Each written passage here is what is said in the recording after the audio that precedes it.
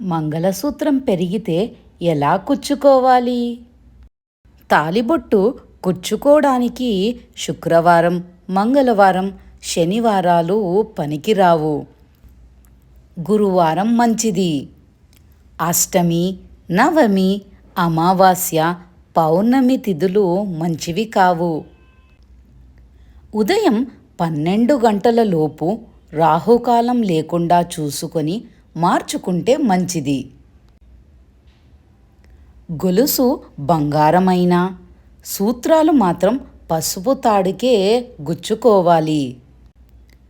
సూత్రాలు కాకుండా నల్లపూసలు, పగడాలు, ముత్యాలు, బంగారు గుళ్ళు కలిపి 9 సంఖ్య వచ్చేలా చూసుకోవాలి.